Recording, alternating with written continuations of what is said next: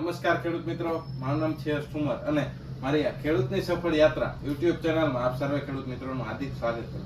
તો આજે આપણે જે મુદ્દા ઉપર ચર્ચા કરવાના છે તે છે હાલ જે પાછલા 4 થી 5 દિવસની અંદર જે છે એ ધીમી ધારે જે વરસાદ પડ્યો છે એક ધારો, એના હિસાબે જે છે એ મગફળી અને કપાસ આ બે પાકની અંદર જે છે એ ખૂબ જ નુકસાન જે છે એ મોટા પાયે આપણને નુકસાન જોવા મળ્યું છે. તો તેનાથી આપણે એવી શું માવજત કરીએ આપણા મગફળી અને કપાસના પાકમાં કે જેનાથી જે છે એ આપણો છોડ જે છે એ એકદમ તંદુરસ્ત રહે અને આપણને જે છે એ સારું ઉત્પાદન મગફળી તેમજ કપાસના પાકની અંદરથી મળી રહે. તો મગફળીના પાકની અંદર જે છે એ આ વરસાદ દરમિયાન હાલ જે છે એ નહીવત એવું નુકસાન જોવા મળે છે, પરંતુ જે એક ધારો વરસાદ આવે છે તેના હિસાબે જે પાંદડા ઉપર જે છે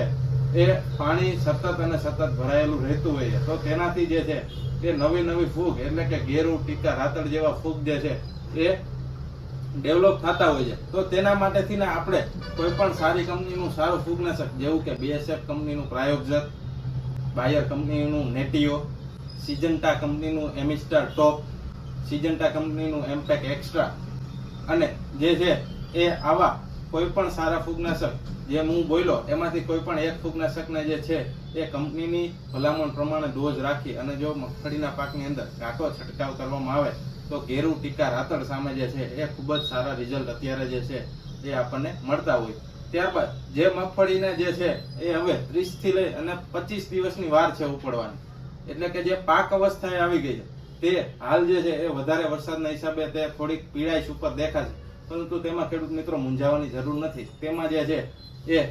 રાકોલ્ટો કંપનીનું જે છે એ રક્ષા પ્રોડી કરીને જે ફૂગનાશક આવે છે તેની સાથે જે છે એ એડવાન્સ પેસ્ટિસાઇડનું નિયો પોટાશ કરીને જે પ્રોડક્ટ આવે છે, આ બંને પ્રોડક્ટનું કોમ્બિનેશન કરી અને જો આપણી મગફળીના પાકની અંદર જો છાંટવામાં આવશે તો જે છે એ મગફળીનો દાણો એટલે કે પોપટો જે છે એ એકદમ વજનદાર થશે અને જે છે એ સારામાં સારો ઉતારો જે છે એ આપણને મગફળીના પાકની અંદરથી મળશે. તો આ થઈ મગફળીની વાત. ત્યારબાદ જે છે એ કપાસ ઉપર આપણે જઈએ તો કપાસના પાક જે છે એ પાછલા 3 થી 4 દિવસની અંદર જે ભારે જે પવન ફૂંકાણો અને જે ભારે વરસાદ આવ્યો એના હિસાબે છે એ કપાસ જે છે એ ફંગોળાઈ ગયા છે. તો તેમાં આપણે શું કરી શકીએ? કપાસ જે છે એ અમુક ખેડૂત મિત્રોને નમી ગયા છે, અમુક ખેડૂત મિત્રો જેને નાના છે તેને કાંઈ એટલો બધો વાંધો નથી, પરંતુ જે ઓરવેલા કપાસ છે તેની અંદર ખૂબ જ નુકસાન અત્યારે જે સૌરાષ્ટ્ર વિસ્તારની અંદર જે છે એ મોટા પાયે જોવા મળી રહ્યું. તો તેના માટેથી જે છે એ જે ખેડૂત મિત્રોને ખાલી કપાસ નહીમો છે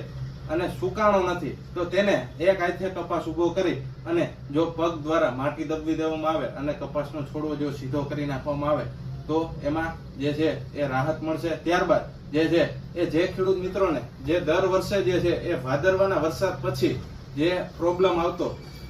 તે આ વખતે જે છે એ શ્રાવણના આખરમાં જે દેખાવા માંડ્યો છે. તો તેના માટેથી જે છે એ સલ્ફર 80% જે આવે છે, જો ડ્રીપની સુવિધા હોય તો સલ્ફર 80%, એના અથવામાં જે UPL કંપનીનું સાફિલાઇઝર આવે છે તે વીઘે 200 ગ્રામ, તેમજ એના અથવામાં જે છે એ બ્લુ કોપર એટલે કે કોપર ઓક્ઝીક્લોરાઇડ જે છે એ વીઘે 200 ગ્રામ જો ડ્રીપ દ્વારા આપવામાં આવે અને તેની સાથે કોઈ પણ સારી કંપનીનું હ્યુમિક એટલે કે ડાવ કંપનીનું જે હ્યુમિસિલ આવે છે તે એકરે 1 લીટર મુજબ જો આપવામાં આવે તો જે છે એ કપાસની અંદર જે સુકાયેલા છોડવા છે તેમાં પણ રાહત રહેશે અને નવી ફૂટ જે છે એ અમુક સમયાંતરે જોવા મળશે. પરંતુ જે ખેડૂત મિત્રોને ડ્રીપ નથી અને તેને શું કરવું? તો તેને સૌપ્રથમ પાલર પાણી આપવું. ત્યારબાદ પાલર પાણી આપ્યા બાદ જે છે એ 3 થી 4 દિવસ પછી કોઈ પણ જે ખાતર આપતા હોય, યુરિયા અથવા એમોનિયા જે ખાતર આપે છે તેની સાથે જે છે આ 3 માંથી આપણે જે સલ્ફર તેમજ સાફિલાઇઝર અને જે છે બ્લુ કોપર 3 માંથી કોઈ પણ એક ફૂગનાશક જે છે એ ખાતર ભેગું ભેળવી અને તેની સાથે જે છે કોઈ પણ સારી કંપનીનું માઇકોરાજા આપી અને જો ડોઝ મુજબ આપી અને જો ભેળવી અને કપાસના પાકની અંદર ઉડાડી દેવામાં આવશે તો તેમાં પણ ખૂબ સારી રાહત આપણને મળશે. તો ખેડૂત મિત્રો, અન્ય કોઈ પણ માહિતી જોઈતી હોય તો અમારો હેલ્પલાઇન નંબર ઉપર સંપર્ક કરો. અસ્તુ. જય હિન્દ, જય ભારત.